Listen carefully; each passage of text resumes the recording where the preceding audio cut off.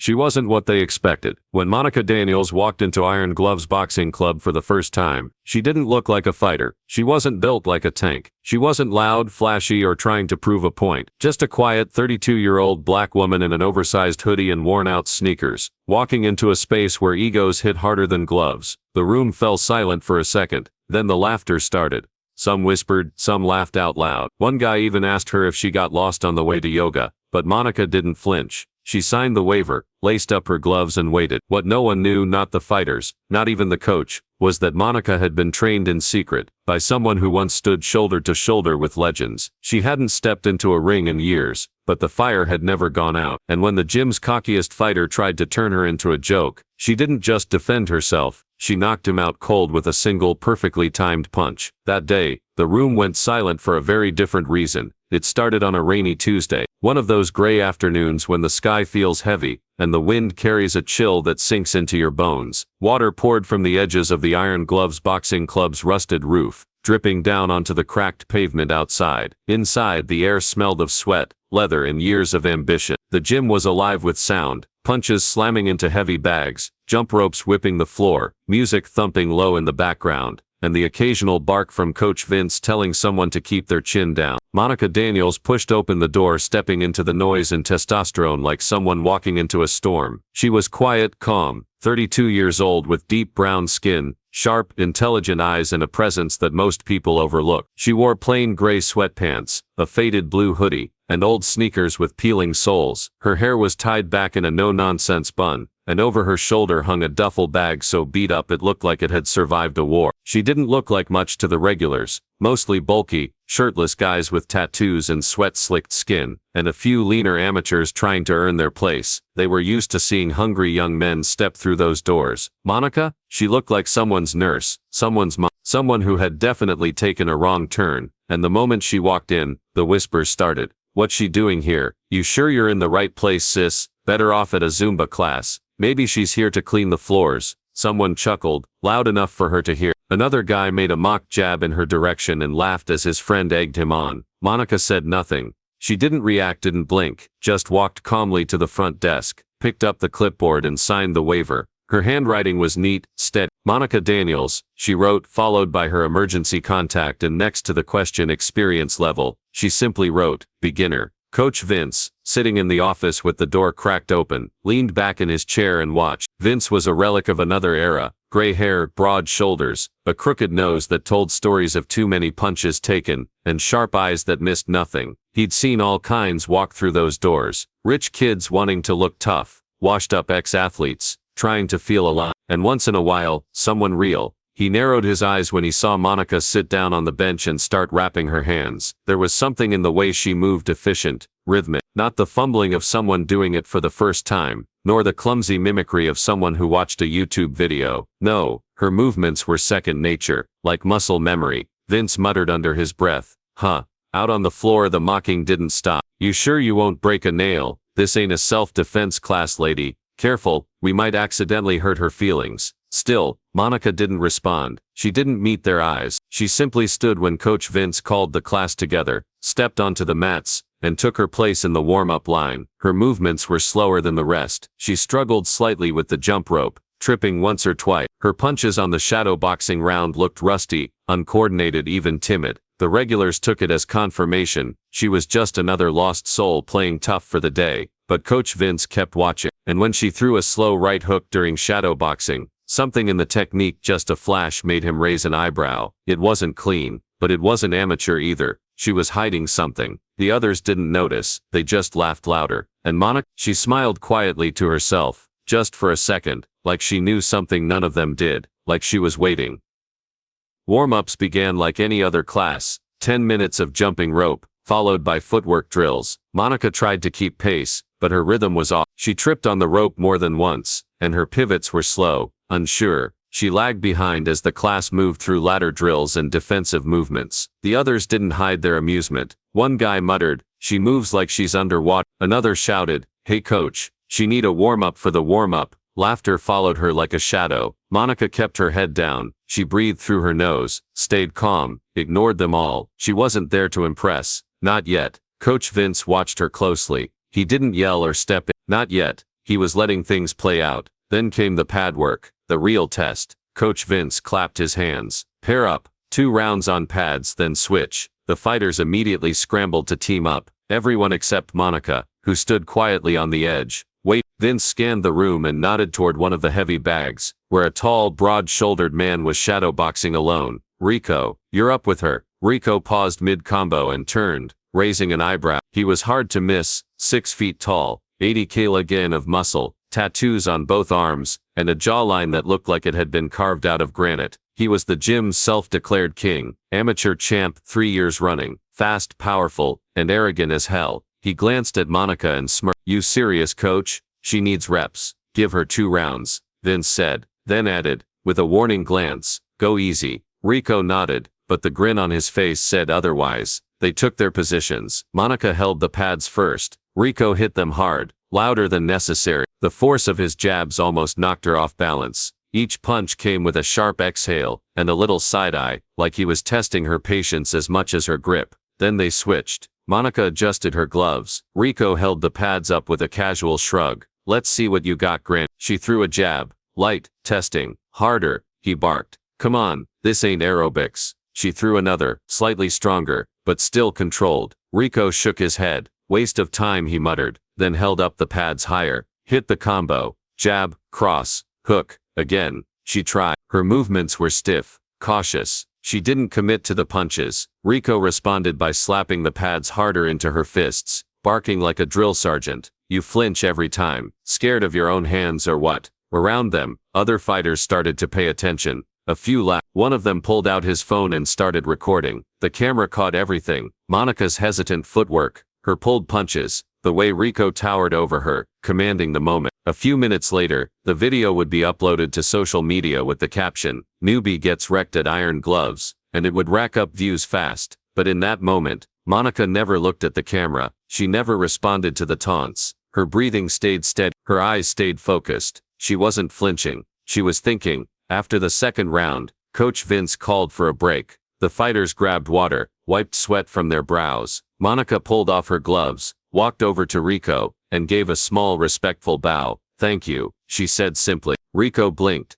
caught off guard for half a second. Then he scoffed and rolled his eyes. Whatever, Grandma. She didn't respond, just turned away, walked to her corner, and sat down with her towel, wiping sweat from her forehead like it was any other day. Coach Vince watched her again, still quiet, still unreadable, but now, his curiosity was growing, because in Monica's calm, there was no embarrassment, no frustration, just patience. And patience, he knew, was a dangerous trait in a fighter. The rain was still falling when Monica got home. Her apartment was quiet, dimly lit, and filled with the soft hum of an old refrigerator. She dropped her bag by the door, kicked off her shoes, and moved like someone who carried more weight than she showed. Her muscles ached, not just from physical strain but from holding back. She sat down on the couch and leaned forward, elbows on knees, breath slow. Her eyes drifted to the wall across from her, a black and white photo, framed in dark oak, hung with quiet pride. It was her father. He stood tall and proud in the photo,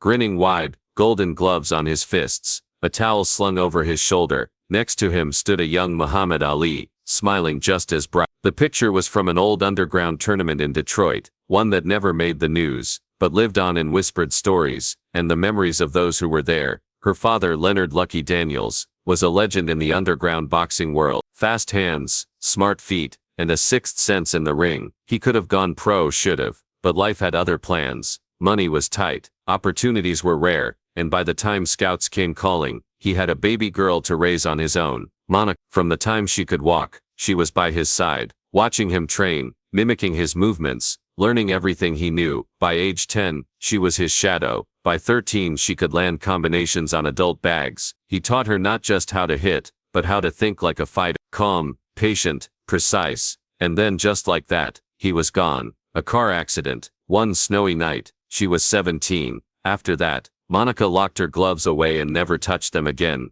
She chose a different life. A stable one. Healthcare, helping others, safe, practical, ordinary. But that day at Iron Gloves had cracked something open. It wasn't the mockery or the insults that bothered her. It was the way Rico looked at her like she didn't belong. The way those kids laughed like boxing was only for the loud and the flashy, like they had a monopoly on strength. That night, Monica didn't cry. She didn't rage. She stood up, walked to the hallway closet, and pulled out an old shoebox. Inside were her father's hand wraps, faded red, and her own gloves, still scuffed from the last time she'd used them. She carried them out to the garage behind her apartment. The space was cold and dusty. Cardboard boxes lined the walls. An old lawnmower sat unused in the corner, and from the ceiling beam hung a lonely heavy bag, still intact, still waiting. She took a moment, staring at it, then she wrapped her hands, slow and steady. She slid on the gloves, tightened the straps, and stood in front of the bag. The first punch came quiet,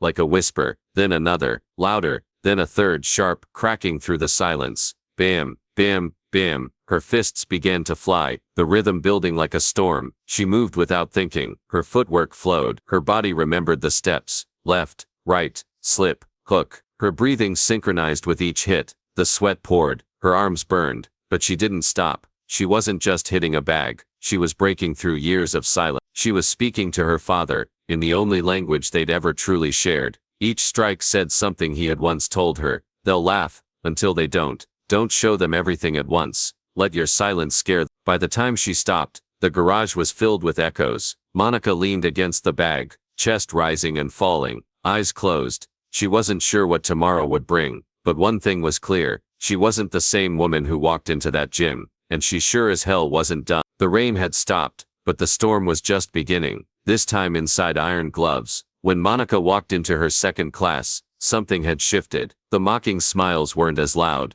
The laughter was quieter, unsure. A few of the regulars offered polite nods instead of side-eye. Word had gotten around, mostly whispers, about how she'd stood her ground with Rico, about how she didn't flinch, didn't complain, and walked out like nothing touched her. Coach Vince had noticed more than that. The way she kept her form under pressure, the way she didn't rise to the... Now he wanted to see what else she'd been hiding. Monica, you're with Devin today, he called out, gesturing to a lean, quick-footed fighter, with a solid reputation for being technically sharp. Not flashy but skilled. The two of them stepped into the ring for a few sparring rounds. Devin started fast, light on his feet, tossing crisp jabs with good timing. But Monica was different today. Her head movement was smoother, her footwork more precise. She didn't flinch. She flowed. She slipped a jab, and came over with a clean right hand that snapped Devin's head back. Not enough to knock him down, but enough to make him blink. The gym quieted. No one laughed. People started to watch. No more grandma jokes. No more whispers.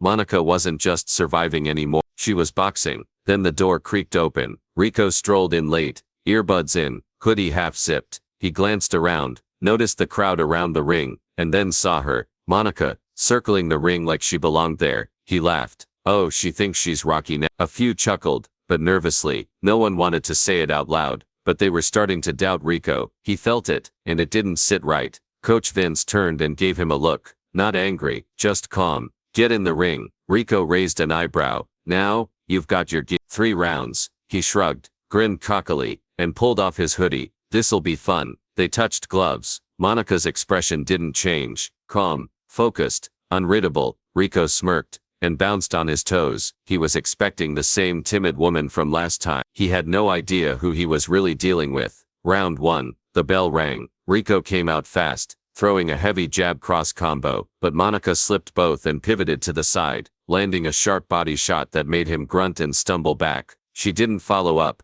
She waited. Rico's smile faded. Round 2. This time he was more cautious. He jabbed more, trying to create distance, but Monica was patient. She moved with purpose, ducked under a wild right, stepped in and caught him clean on the chin with a short left. The room got quiet. You could hear the shuffle of feet, the slap of gloves, and nothing else. People were watching now. Phones came out again, but no one was filming to laugh. They were filming history. Round 3. Rico was sweating hard, his breathing ragged, his pride starting to crumble. He got reckless, threw a looping right that left his side exposed, and Monica saw it. She slipped in, twisted her hips, and threw a clean, brutal right cross. Perfect technique, perfect timing. Crack. It landed flush. Rico's head snapped, his legs wobbled, and he went down like a sack of bricks, spinning sideways before crumpling to the mat. For a second, no one moved. Then the gym erupted. One guy dropped his protein shake. Another stood there, mouth open, whispering,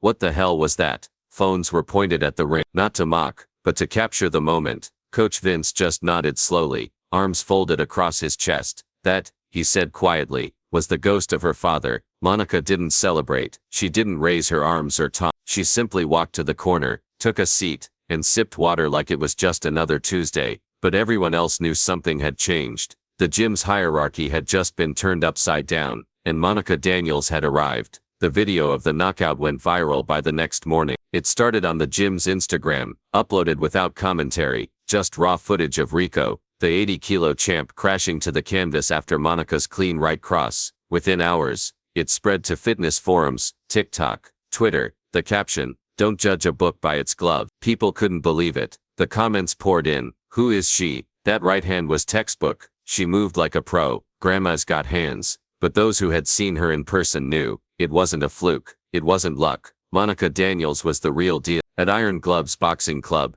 everything changed. The air was different the next time she walked through the door. No one laughed. No whispers. Just quiet nods, curious glances, and a new kind of silence. Respect. Monica never asked for attention. She showed up, trained and left. But people noticed. They watched her warm up with the focus of a seasoned fighter. They watched her footwork, how precise and controlled it had become. They saw the way Coach Vince started spending more time by her side, correcting her form, pushing her harder, testing her limit. And then something surprising happened. People started lining up to train with her, not because they wanted to mock her, but because they wanted to learn. They asked questions. They requested sparring rounds. Even the cockiest gym rats approached her humbly. Monica didn't talk much. She wasn't there to teach. Not exactly, but she answered with her hands, correcting footwork with a subtle step, showing the importance of timing with a single well-placed jab. She wasn't flashy, but she was undeniable. A local sports reporter caught wind of her story and showed up one evening. He waited until she finished her rounds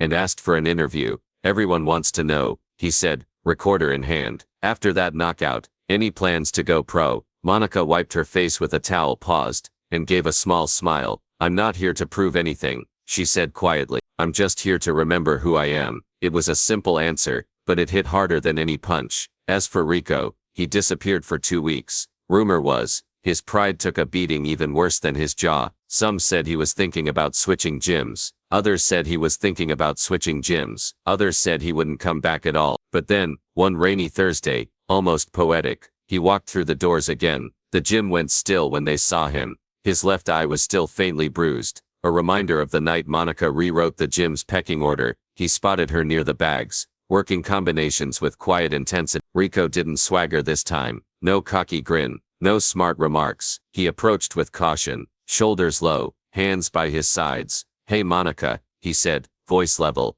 "mind giving me some tips?" She turned, glancing at him for a moment. There was no smugness in her face, just the calm of someone who had been through more than anyone realized, and had nothing to prove to anyone. She nodded once, then said, simply, "Gloves on." He smiled, a small one this time, and went to get his gear. Coach Vince watched from across the room, and shook his head with a quiet chuckle. "She's changed everything," he muttered. Didn't say a word, just let her fists do the talking. And that was Monica Daniels' legacy, not in shouts, not in titles, not in hype, but in earned respect, one punch at a time. Monica's story isn't just about boxing gloves, knockouts, or viral moments. It's about something deeper, something that resonates far beyond the ropes of a ring. It's about the kind of strength that doesn't need to be loud to be powerful, the kind of skill that doesn't demand attention, but commands respect. It's about quiet resilience, the fire that burns inside people who have been underestimated, overlooked, or dismissed their whole lives. When Monica walked into Iron Gloves Boxing Club, she wasn't looking to impress anyone. She wasn't chasing glory, or likes,